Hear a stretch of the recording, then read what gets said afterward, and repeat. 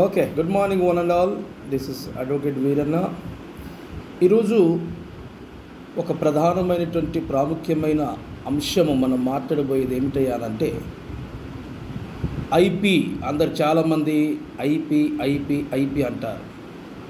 IP అంటే ఏమిటి? IP is nothing but insolvency petition.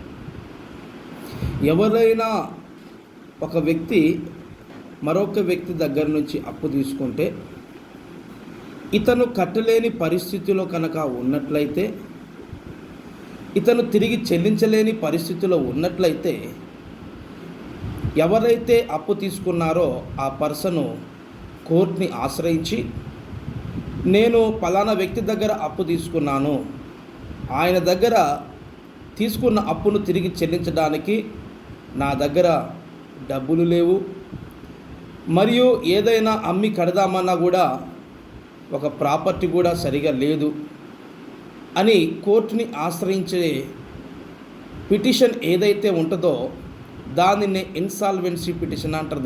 దాన్ని ఐపీ అంటారు. చాలామంది అప్పు తీసుకుంటారు, బిజినెస్ చేసుకోవడానికి తీసుకుంటారు, లేకపోతే వ్యవసాయం చేసుకోవడానికి తీసుకుంటారు, లేకపోతే మరో వ్యక్తిగత కారకాల వల్ల కూడా ఇటువంటి అప్పులు తీసుకోవచ్చు. కానీ తిరిగి చెల్లిద్దామనే సమయంలోపు అతనికి ఏదైనా ప్రతికూలమైన పరిస్థితులు ఎదురైనప్పుడు, ఏదైనా సమస్యలు ఎదురైనప్పుడు అతను కట్టలేని పరిస్థితిలో ఉంటాడనమాట. అప్పుడు ఆ పర్సన్ ఏం చేయాలి? అప్పుడు డబ్బులు ఇచ్చినోడు ఏం చేస్తాడు? గడువు తేదీన వచ్చి డబ్బులు అడుగుతాడు. అయ్యా మరి ఒక సంవత్సరం టైం ఏంటి ఇది పరిస్థితి అంటే, వాడు మరలా ఒక సంవత్సరం వస్తాడు, మళ్ళా ఇంకో 4 రోజులాగా వస్తాడు. ఇలాగా అవసరం ఉంటే ఒక నలుగురిని తీసుకొని వస్తాడు. తీసుకొని వచ్చి ఇంటి ముందు పరువు తీయడము, వాని కుటుంబ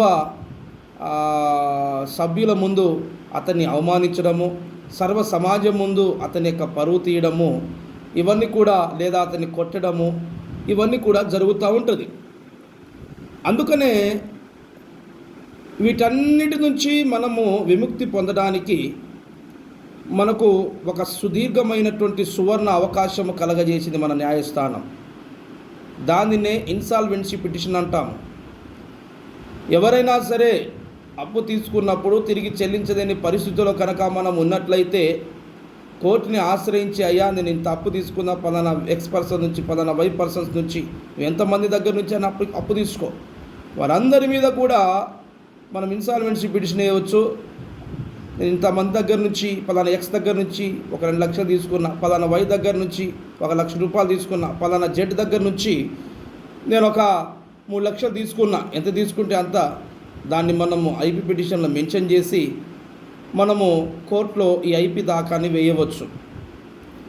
అయితే ఒకవేళ నీకు వారికి అప్పు తిరిగి చెల్లించాలి అనే సదుద్దేశం ఉంది, నువ్వు చెల్లించాలని అనుకుంటున్నావు, అప్పుడు నువ్వేం చేయాలా? కోర్టుని ఆశ్రయించి, అయ్యా నేను తప్పు తీసుకున్నాను, నాకు ఇంకొక 2 సంవత్సరాలు నేను వడ్డీ కట్టలేను, నాకు ఇంకొక 2 సంవత్సరాలు, లేదా నాకు ఇంకొక 3 సంవత్సరాలు, లేదా నాకు 1 సంవత్సర కాలపు పరిమితి మీరు నాకు ఇచ్చినట్లయితే నేను అప్పు తిరిగి చెల్లించుకుంటానని చెప్పేసి కోర్టు దగ్గర నుంచి మనము ఒక ఆర్డర్ తీసుకొని రావచ్చు. ఇదొక ఎత్తు అయితే, రెండవది, ఒకవేళ మీరు అప్పు తీసుకునేది ఒక 10 లక్షలు అనుకుందాం, మీకున్నటువంటి ఆస్తి దాని యొక్క ఖరీదు ఒక 2 లక్షలు చేస్తుంది అనుకుందాం. దానిని కూడా మీరు ఎవరెవరి దగ్గర నుంచి అయితే అమౌంట్ తీసుకొని, డబ్బులు తీసుకొని ఉన్నారో, ఈ ఆస్తిని వేరే వాళ్ళకి అమ్మేసి 2 లక్షలు వచ్చి వారితో బాధపడడం కంటే, ఇదే ఆస్తిని కోర్టులో, అయ్యా నాకు ఈ ఆస్తి ఉంది, మరి దీన్ని ఎంతమంది దగ్గరికి నేను డబ్బులు తీసుకున్నానో వారందరికీ దీన్ని పార్టీషన్ చేయండి, దీన్ని పార్ట్ చేసి షేర్ చేసి దీనినే వారికి ఇచ్చేయండి అనేసి మన కోర్టు వారి దగ్గర నుంచి కూడా ఒక ఆర్డర్ మనం తీసుకొని రావచ్చు.